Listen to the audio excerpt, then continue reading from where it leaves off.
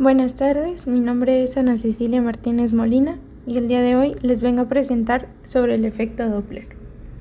El efecto Doppler es un fenómeno físico que describe cómo la frecuencia de una onda cambia cuando la fuente de la onda y el observador se mueven relativo entre sí. La frecuencia aumenta cuando la fuente y el receptor se acercan y disminuye cuando estos se alejan. Uno de los ejemplos más sencillos es el sonido de las ambulancias. Mientras más cerca estén, más agudo se escucha, y cuando se alejan, el sonido se va haciendo más grave.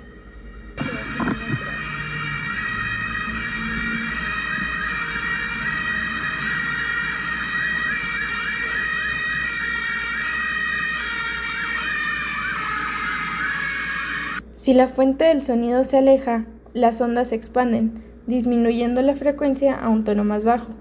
Este cambio en la frecuencia o tono es lo que caracteriza el efecto Doppler, y en la música puede utilizarse para simular movimiento, dirección y distancia.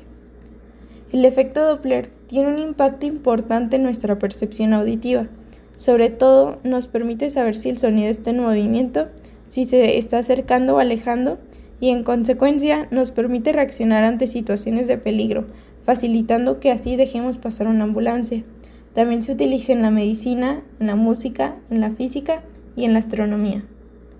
La ecuación para el corrimiento Doppler, tanto con una fuente en movimiento como con un observador en movimiento, está dada porque la frecuencia recibida va a ser igual a la frecuencia original por la velocidad de la onda más menos la velocidad del observador, esto entre la velocidad de la onda más menos la velocidad de la fuente. En trigonometría se utilizan diversos principios, de los cuales los más populares son la ley de senos y de cosenos.